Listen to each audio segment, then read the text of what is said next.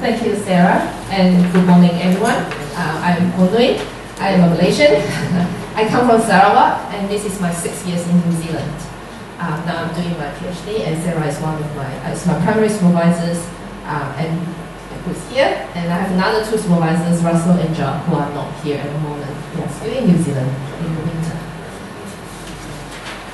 So, the aim of this presentation, my presentation, is to get an insight into the PhD students' understanding of doing doctoral research. The rationale behind this study is it is assumed and expected that PhD students are aware of the process of doing doctoral research. Can I ask, how many of you are doing PhD at the moment? Quite a lot, thank you. So we all expect, or the institution, the supervisors, and everyone expect we know how to do research. But is it the case? The goal, at the end of the doctoral research, we would like to produce a book, which is called a thesis or a dissertation in some institution. So this is the goal that we all aim for those who are doing PhDs. And we know the process, so-called the process. So for you, it will be 6 semesters, and for Otago, will be 3 years, which is similar, 6 semesters. Yeah. And the process, we know, is to do an empirical research, starting from finding a supervisor, networking, what's the project about, how to plan for a project, collect data, analysis, and writing, and at the end, maybe publication or going for conference, if possible. So we all know this process, right? And we are very clear about this process.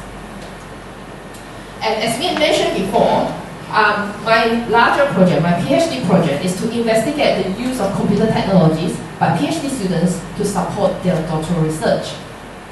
And at the end of the research, we are hoping to explore the possible support could be provided for PhD students to ensure that they make the best possible use of computer technology for their study.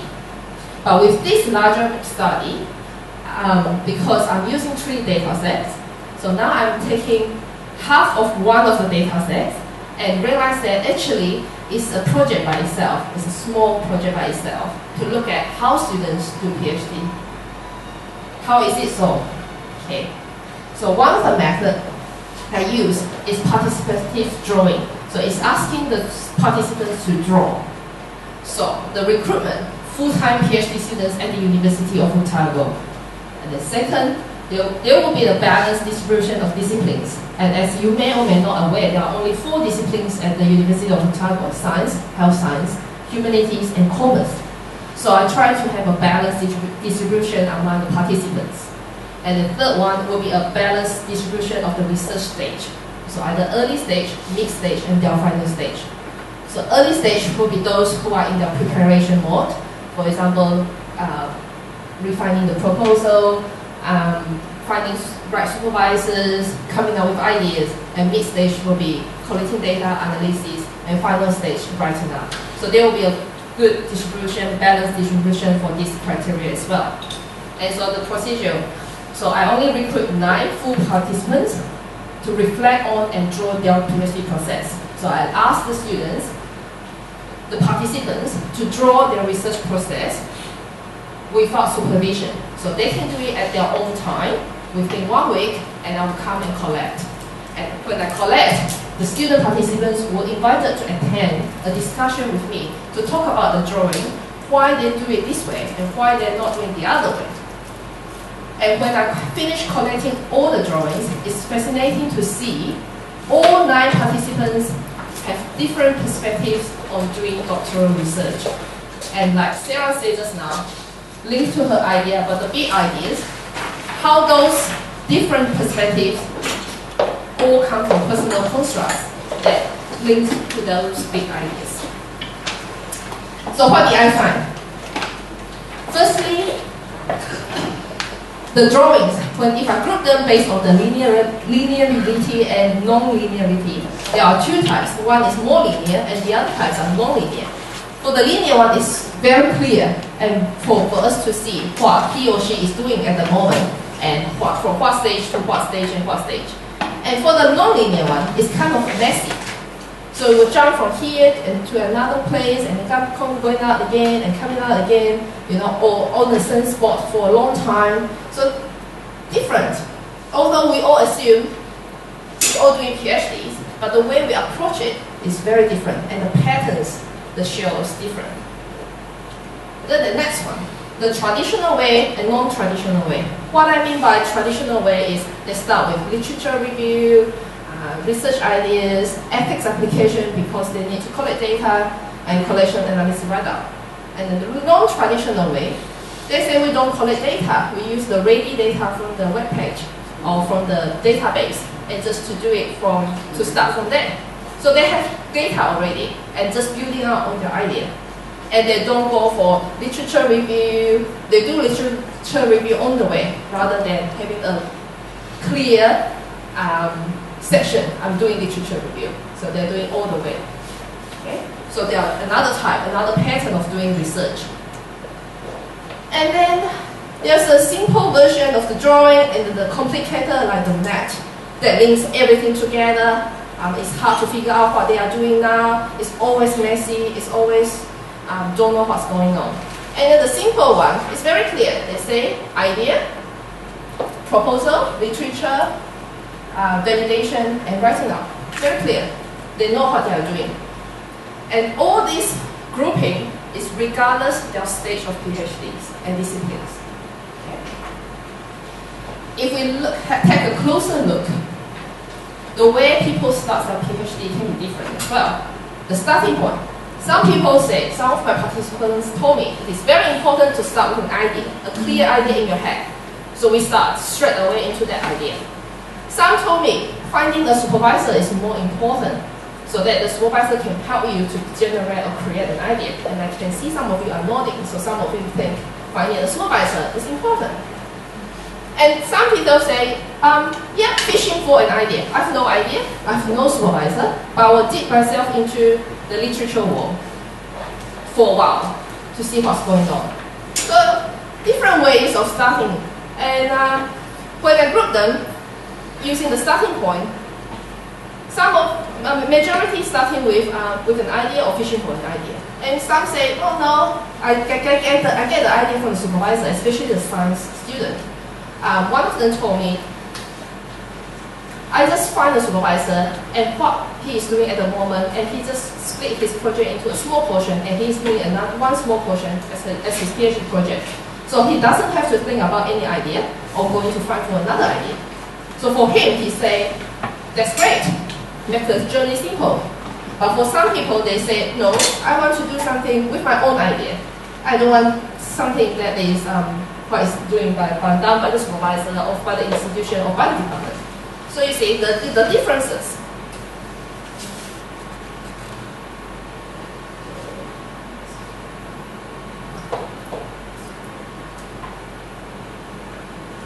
And then the language they use when they describe their doctoral research is very different as well. Some is very general. They just say, understanding the question deeply. So how deep is deep? Very general. Data collection, so how? They don't care. They just have to follow the things they are thinking in their mind and say, oh, this is how we do it, and that's it. So how deep? When I ask the participants, so understand the question deeply. What do you mean by deeply? To what level? And some will be very specific, and they will say something like, review and probe into the space-time processes of renewable energies. And obviously, this is the one who comes with a very clear idea already.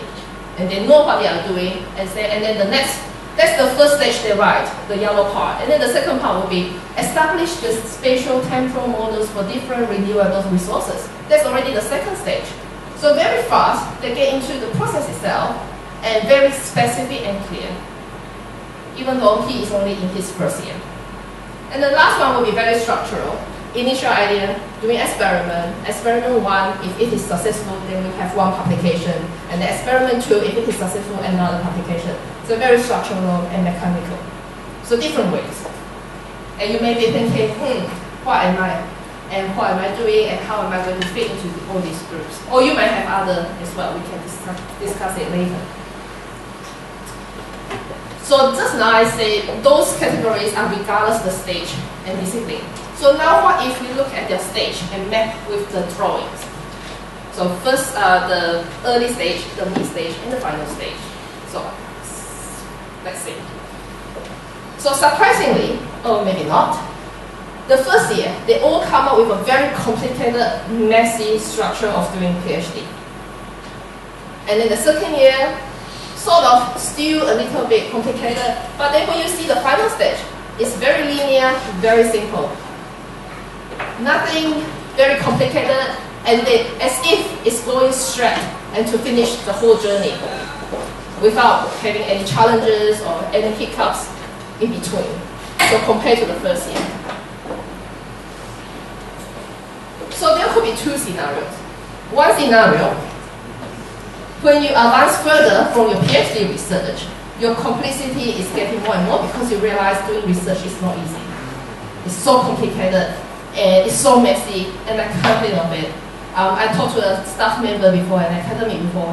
She told me it's like baking pasta, putting everything together. Or lasagna. So it's very complicated and messy, even though she's already an academic. But then there will be another scenario. The more advanced you are in the process, the less complex you think the process is. And you think, oh, now I have mastered the way of doing research maybe. And then it's just straightforward, it's very clear, and I know what I'm doing. So it's two scenarios to think about. So back to the examples. So as you can see from the examples, it is more towards scenario 2. So across all the participants, they all think after the 3 years, it's linear, it's simple, everything is straightforward. But when we reflect on these results with my supervisors, and we are thinking, I don't say that it's right or wrong, being more linear or less linear, or more complicated or less complicated, no right or wrong. But we can't assume students actually improve over the time. What I meant was, do PhD students really master the skills of doing research after 3 years, even though when they think it is more complicated or even if they think it is simpler? There's no right and wrong. So in terms of graduate attribute, have our PhD students learned how to learn doing a research? Have they? Have they not? And from the higher education point of view, do PhD students understand the conditions of doing doctoral research? Whether they think, I'm not using a traditional way, I'm using a modern way. So I'm not looking at literature review by doing a cross. Is that so-called understand the conditions of doing research? And the last one, the preparation to be provided for the PhD students. Are we, I mean, the supervisors or the institutions or the departments providing adequate guidance for our PhD students to develop them into emerging researchers in the future? So these are all the questions that I'm thinking about, and I think it will be exciting and fascinating if you could join me to think about these small questions, but with big ideas behind. And so what is missing in the literature? We might know why PhD students enroll for a doctoral program. Motivation, salary, job, self-satisfaction. But we might have overlooked the notions of how PhD students understand about the process of doing their doctoral research. Do we actually understand? I'm still in this process.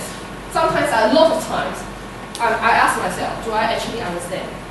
I'm already halfway through, as mentioned by Sarah, and by the end of next year, when I finish, can I actually do research? 3 years guidance by excellent supervisors and department. But at the end of 3 years, can we consider or call ourselves as competent as we thought, or we expected, or we assumed? So this is something I think is missing in the current literature. I see a lot of literature doing why PhD students, and they talk about the process, but it's more like the relationship between supervisors, how to prepare for viva, how the examiners mark the thesis, shall PhD students publish in the doctoral research. They are all great. But in the process itself, how much we know about the process? So, to talk about support, I think it would be more adequate Sarah to talk. Based on this small project, from the larger project, what support can we give to the students during doctoral research? So as a supervisor, following KwongNui's research, it's interesting for me now to think about my other students in terms of their understandings of the process. So being guided by the diagrams that came out of the work that KwongNui is doing, I think about my students. It gives me something to talk about with them. How do you, or what are you thinking about? How do you think about your research process?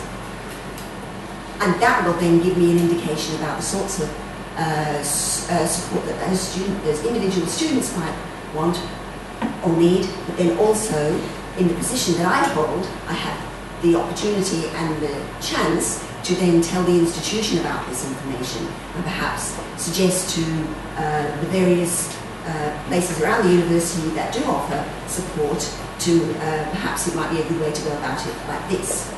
Actually, the question that came up for me was, as KwongNui was talking, is can you identify your way of thinking about your PhD process or your research process?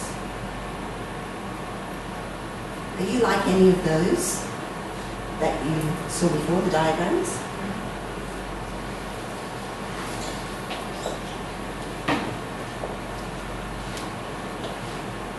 If we said to you, draw your research process on a piece of paper, what would you draw? Do you have time to maybe? How about I ask you to do that? Spend a few moments drawing a picture.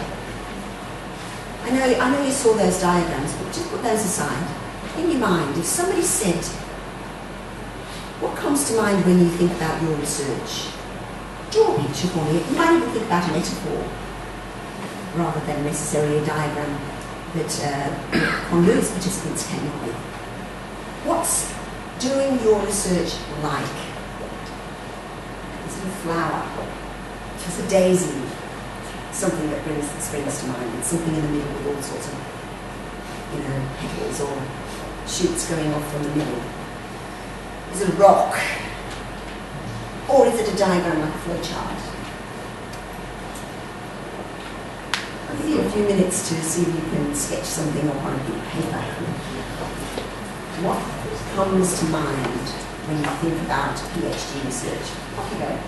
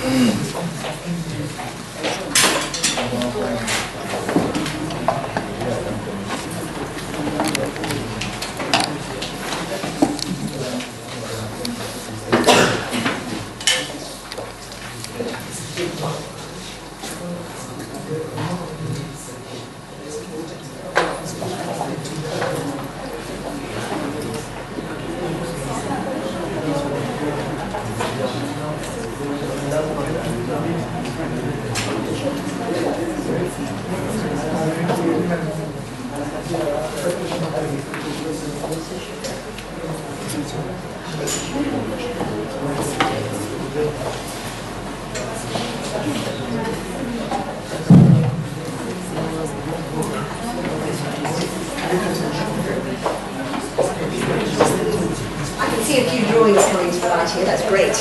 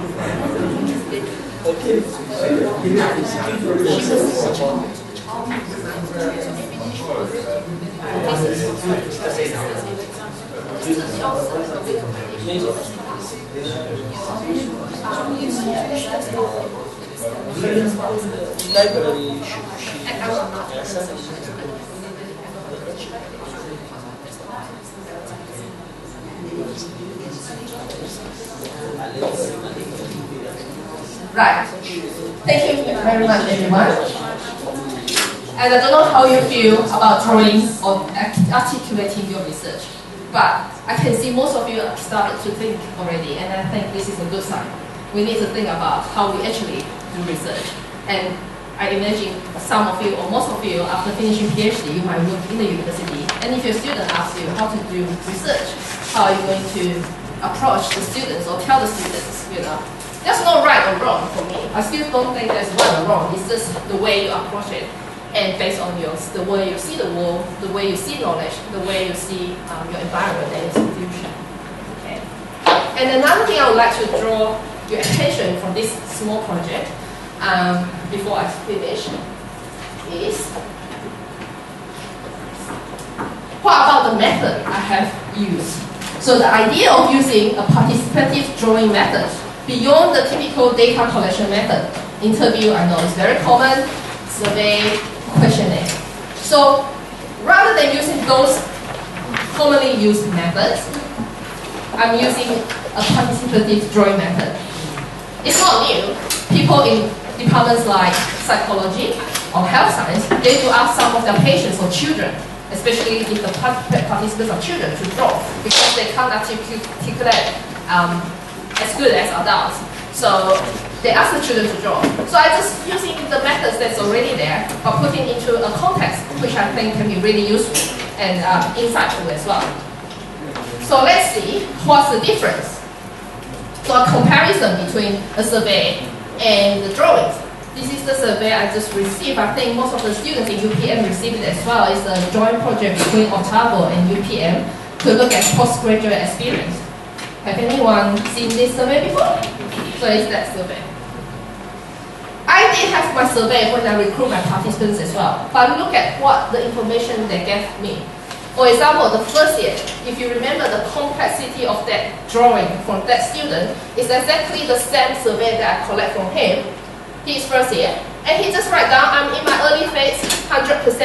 I'm in my preparation phase. So what can that tell me? It's not in depth enough. the depth of the data. So what can they tell you? And then the last stage, write out space 100%. That's it. Even ask them to write the ratio, for example, the in between the early stage and the final stage, the mid-stage students. Ratio 1:7. Data collection, 10% of my time. Analysis phase, 20% of my time. Write-up phase, 70% of my time. That's all they can tell me on the survey. So I do have survey, and then when I see the contrast, after having the survey and their drawings, obviously the drawings give you a lot of ideas and a lot of data that you might not see on the survey, even when they talk as well. So if I didn't have drawings and I have survey, and then I talk to the participants, I say, okay, right, tell me, what can you tell me between this ratio? It won't be the same as the drawing, because I did talk to the participants, and they did refer back to their drawings. Because when you look at those drawings, obviously they invest some time and effort to think about it, to draw about it. For example, just now, I asked you to draw within 5 minutes. You can't really come up with something that is, clear, with deep thoughts and reflections and stuff like that. So I hope this will give you some insight about the methods as well. So yes, that's the end of our presentation. I was finished. Okay. So if you have any questions for us. I was going to ask you a bit more about your drawing there and about how you felt it worked for you. Would anybody volunteer to hold their drawing up? Show everybody. You didn't have a lot of time to do that. Yeah. Yeah.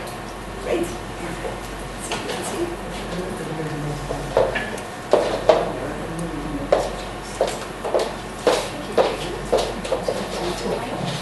Hi, my name is Kanaiwani. I'm from the Faculty of Biotechnology and Biomedical Sciences. So I'm doing my PhD, and it's on the general part of it. I'm working on the determining the point or the stages in the floral developmental of the jatropha plant, on which part where it actually turns into a male or a female. That means the gender determination. Now, we are not here to talk about my project, but actually to visualize how I'm going to finish up my PhD. Now, I was just bringing up the sketch just now. Initially, it was following the Gantt chart that we all always do. So it looks all beautiful step by step. You do the morphological characterization followed by the RNA sequencing. So it was like step by step. And then I started doing these sub-arrows, small arrows to divide all these smaller activities under each of these big milestones. And then I noticed that it's a haywire. So basically the image that I sketched was like, initially it looks nice, then it just went off to a messy diagram.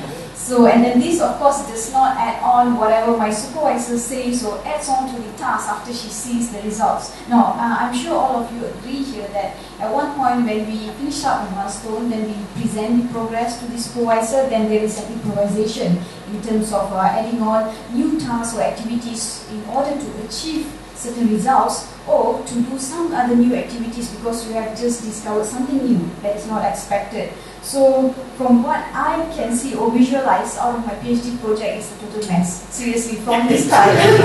I'm about to go into my 3rd semester and I see that it gets complicated and complicated. And I suppose it will be that way until I actually submit my thesis. And writing out a thesis is not a straightforward journey. I believe there's a lot of things that you have to include. And of course, how to actually interpret and write out your data in order for it to be accepted. And also it has to portray the objectives that you have initially set out for your research. And of course this is not going to be easy, especially if your results don't really reflect on your objectives. So now you have to fine tune the entire thesis or sometimes the title of the thesis itself to suit whatever results that you have actually achieved. So that's how I visualize it. Thank you. Thank you very much for that. Thank you. It is indeed all about communication. Thank you. That was a really good example. And you know what you want to do and what you're trying to do and what you're discovering.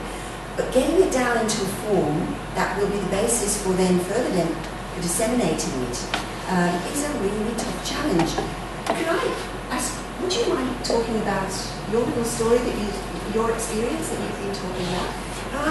I might even draw a couple of things on football that you do.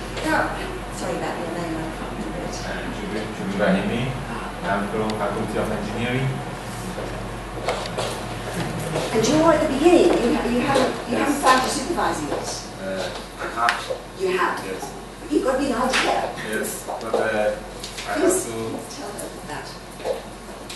I would like to share my experience. I am at the first PhD, first semester. I actually didn't start yet, but I sent many emails to other supervisors across Malaysia and also abroad to get funds, to get help, support. Many of them, they told me, if you want to get money, you have to follow our topic.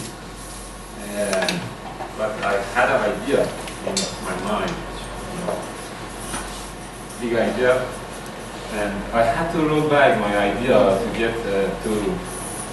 get something that they want, to follow them and to get dependent.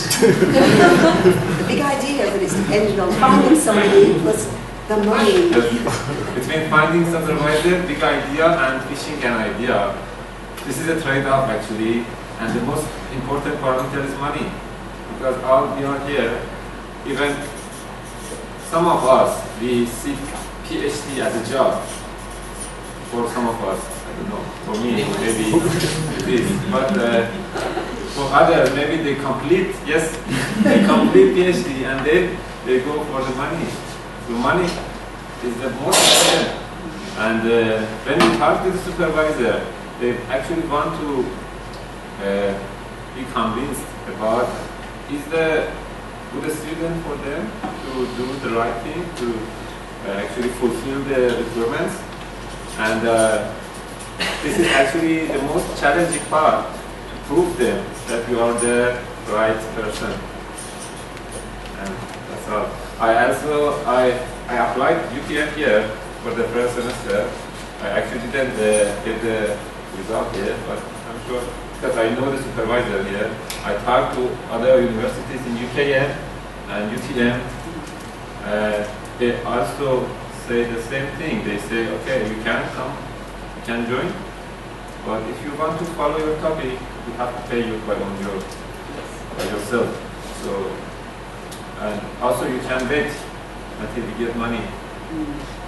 This is, I think, in your presentation, you mentioned everything very clearly, and I could imagine everything, every single part. But the most important thing is money.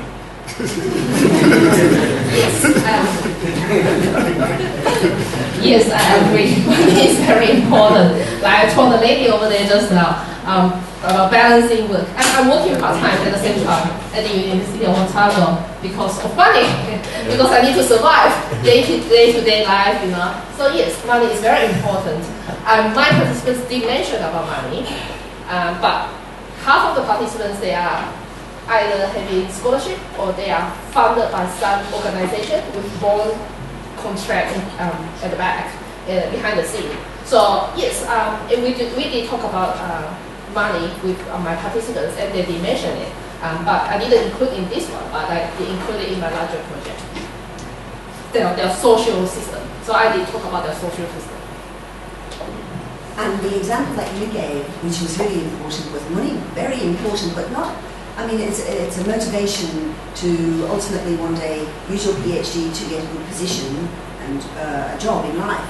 But in order to even do the PhD, because money is so important, and that's now affecting the size, the currency of your big idea, because your big idea might, especially in the sort of field that you were talking about, somebody else might have that idea and not take it, but get into the research earlier than you, and you might miss out.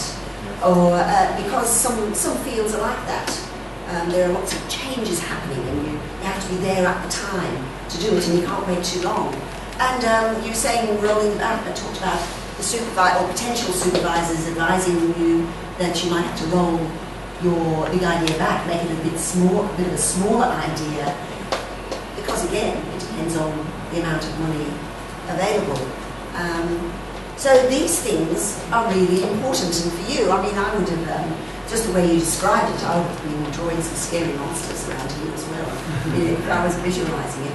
But at the same time, you're determined to stick to it, because you have some deep beliefs about the quality of your idea, the potential it has for making a big impact out there.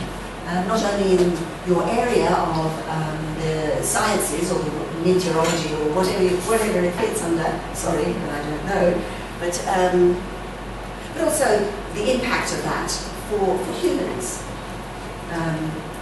But others will probably follow through once your GPS or your investigation around detecting floods comes into being. And also, I have to add, at the same time, there are some students at the second year of the study, but they also are looking for problem statement. They still don't know what they want to do. And I actually have this story from one of my lecturers last year in UPN. It was actually made fun of us, but it was true. I saw many students like this. They just start a PhD, they submit a proposal, but they change the proposal. They have no idea, and also because here for the 2-3 years before, the tuition fees are very low for PhD students. It's around 2,000-3,000. So money is not important. So they just start PhD for fun, really. And then after 2 years, they got into a big problem that they don't know what they want to do. So thank you. Having those big ideas is important, and then working around them, how to make them real is really hard. Does anybody have any other question or a comment or a story to share? Or does anybody else have a drawing they want to share? Yes. In relation to this problem, I think the main important is your idea. So money is very largely dependent on the impact of your idea to the industry. In my case, I work in the industry, and then if your idea is giving the industry more profitable, more sustainable, more environmentally friendly way, new ideas, I think the industry will support the financial. So that's very good depending on the impact of the idea. Exactly. I put up 3 words or 3 things, 3 points towards the end of my few slides about alignment and shared understanding, and there's another one, coordination. So having all the ideas in line. So if your idea is a good one, and it might be a wonderful one, but if industry doesn't think it's that good, or if industry doesn't feel it's a good enough area or a profitable enough area to put its money into, then you won't get the support you need. So there's an interplay there. And that would happen also in an area in the humanities as well. I mean, it doesn't have to be in the sciences or the engineering field. It also happens in other areas too. Maybe money doesn't stand out so strongly, but other things would, definitely. Yes? Thanks once again. My own is that there's a problem that is existing actually in institutions almost everywhere. Now I want to share an experience from my friend who told me something. At times, students, PhD or master students may have an idea, but the institution may end up killing the idea. How? This student told me that he came with a very, very big idea. Discipline, the area he wanted to specialize. After searching for an advisor, a supervisor, or his expert in that field, they acted. indirectly, the supervisor enticed him by giving him another idea. So that thing is contrary to his own feelings and endeavor. So he declined. That he was just telling him consistently that this is what his problem. This is where you want to specialize, but the supervisor is telling him indirectly that you should do this. And so it reaches a point whereby he came out point blank, that is the supervisor, telling the student that actually if he cannot do what he wanted to do, so he don't think he can supervise it. That is just the end of his own idea. So he remained stranded for many months. Thank you. Yes, thank you.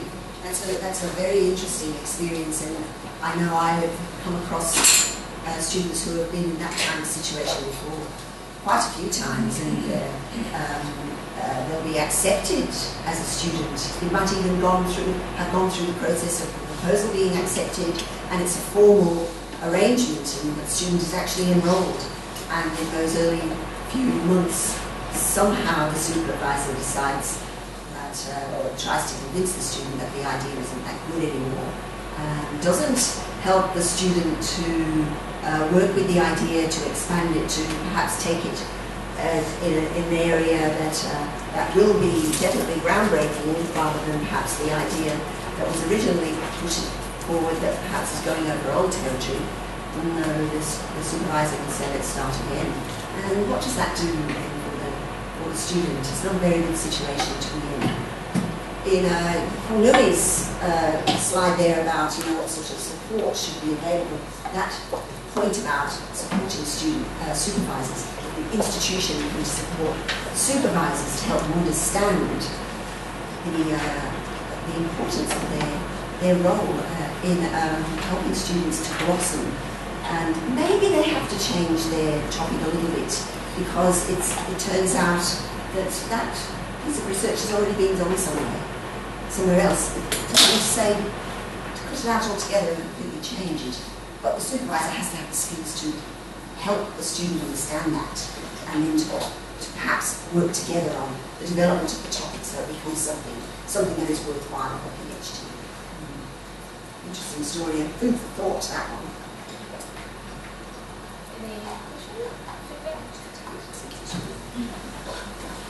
Yes.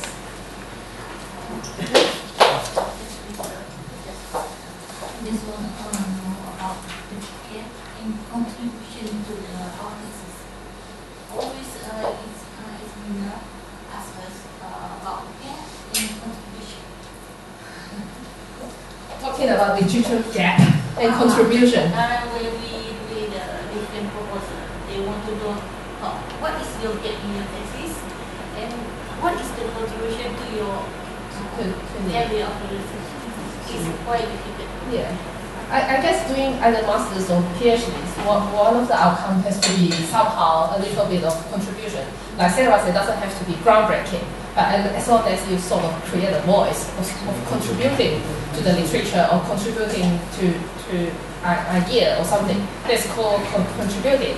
And for the gap, I'm not sure about how to find a gap, but like for me, maybe like the topic, what I say, what is missing in the literature from what I see is why people do PhD, but not how. So maybe there's something missing there. I don't know. For me, there is something missing there, and I guess that is down to individual interpretation and how you work with your supervisors as well. See what is missing and what is not missing. As the supervisor of KwongNui, I've been telling her, it's not just you, KwongNui, who's decided that there is a gap. You actually have evidence. And that's what it comes down to. No, you're exactly right. You feel that there's a gap because the evidence is that KwongNui has read as many articles as she can get her hands on this topic, and she can't find anybody writing about your particular angle. So you're doing a fine job in that regard. It's not just your idea. Of course, it's sparked. It's KwongNui's idea that sparks it, and then you go, wow, it feels like that's the situation. I'll keep reading and make sure, because a thesis examiner is not going to be convinced by anybody who says, it's my opinion, or I think that, without that being, yes. that's right. Yeah. Yes. Yes, exactly. It might be a very good idea, but it's not going to convince anybody if they can't see the logical connection between that statement and how it fits into the bigger.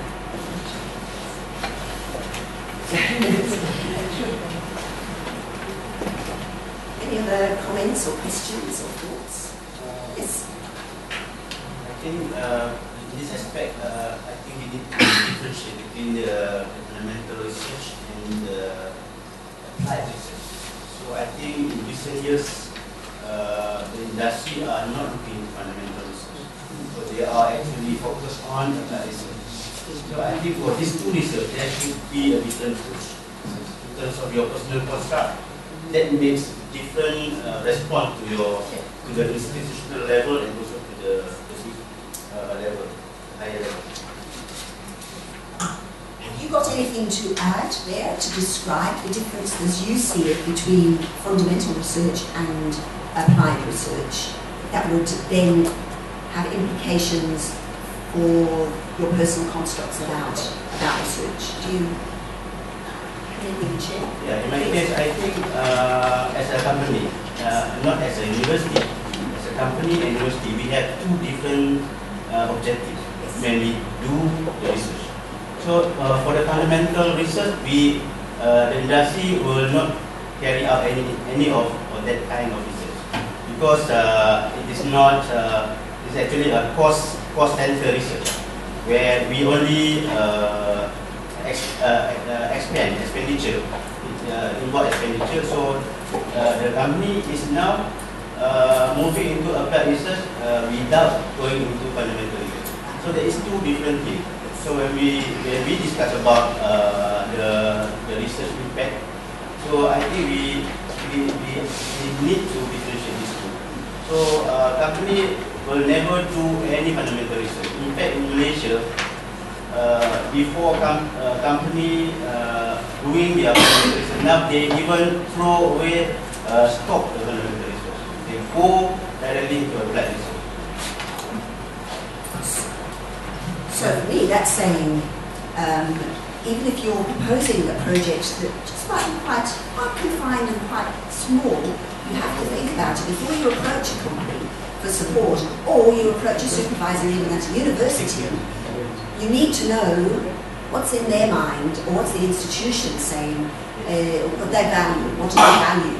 Because as soon as you propose something that doesn't fit into the way they see the world, then your big idea will go nowhere. And sometimes if that big idea is something that you're so, well, you know it. What I'm trying to say is sometimes the big ideas that you might have to put aside for a while, and maybe to start or get into the community, to get yourself well known, to get some practice, to learn how to do the research. Perhaps you might even decide to do something else that's interesting. Learn the ropes, make yourself a name, make some impact, and then go back to that big idea. Because then you'll be better placed to take a strategic path and maybe find where to get support for that big idea. But it's about knowing, yes, you're right, knowing the context.